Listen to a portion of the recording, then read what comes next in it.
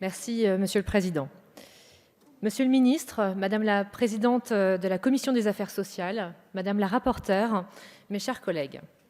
C'est avec grande satisfaction et, je dirais, une certaine émotion que je m'exprime devant vous pour présenter à mon tour le texte élaboré par la Commission mixte paritaire, construit dans le dialogue parlementaire entre les deux chambres et dans le respect du dialogue social. Particulièrement attachés au dialogue social, nous avons souhaité une loi respectueuse de l'équilibre trouvé par les signataires de l'accord national interprofessionnel, complétée par une structuration politique visant à porter l'ambition de mesures accentuant cette culture de la prévention, le décloisonnement avec la santé publique et la lutte contre la désinsertion professionnelle. Je voudrais m'attarder un instant sur certains dispositifs contenus dans les titres 3 et 4.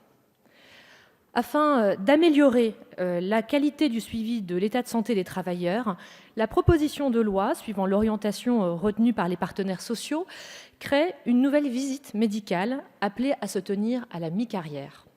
Celle-ci vise à permettre aux médecins du travail ou à l'infirmier exerçant en pratique avancée, quelle que soit leur branche professionnelle d'appartenance et leur poste de travail, d'évaluer les risques de désinsertion professionnelle, de les sensibiliser aux enjeux du vieillissement au travail et de prévenir les risques professionnels en proposant, le cas échéant, des mesures d'aménagement du poste ou des horaires de travail.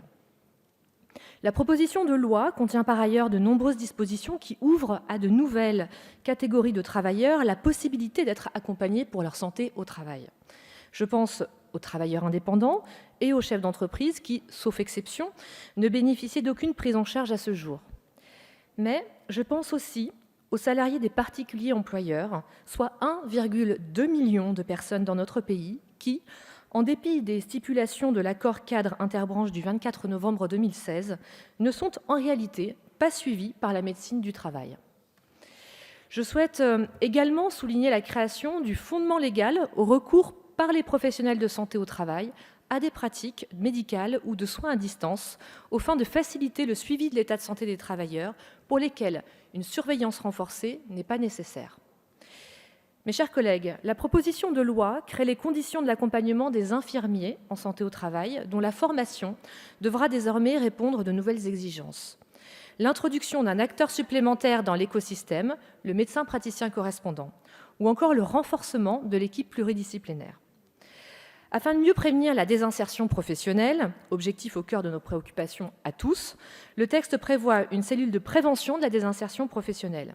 Je me félicite en outre que le texte promeuve le recours à l'essai encadré et à la convention de rééducation professionnelle, deux outils au service de cet enjeu, en lien avec les défis des reconversions professionnelles et l'emploi des seniors. Lutter contre la désinsertion professionnelle doit s'organiser en coopération. Je veux mentionner, au titre des avancées qui me tiennent particulièrement à cœur, la création du rendez-vous de liaison entre l'employeur et le salarié en arrêt de travail, rendez-vous destiné à mieux préparer le retour du salarié dans l'entreprise et qui se tiendra en présence du service prévention en santé au travail, conformément à la solution retenue par notre Assemblée.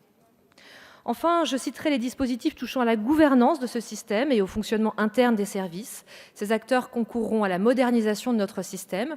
Le Comité national de prévention en santé au travail, d'une part, et les comités régionaux de prévention et de santé au travail, d'autre part, porteront l'amélioration du pilotage à l'échelon national pour le premier, régional pour les seconds, de la politique de santé et de sécurité. Mes chers collègues, nous créons les conditions d'une amélioration globale de la prise en charge des travailleurs par la médecine du travail et de la prévention de la désinsertion professionnelle, en parfaite cohérence avec les objectifs des partenaires sociaux signataires de l'ANI et de nos engagements politiques.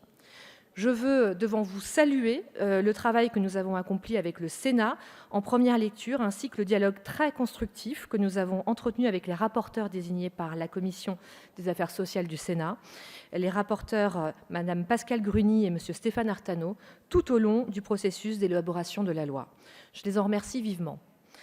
Mes chers collègues, je crois pouvoir dire que nous avons honoré nos engagements vis-à-vis des partenaires sociaux, mais je crois pouvoir dire également que le Parlement a su aller au-delà des discussions que nous avons introduit dans le texte des dispositions nécessaires et opérationnelles dans l'objectif de faire plus, de faire mieux au service d'une cause fondamentale, la santé des travailleurs de notre pays.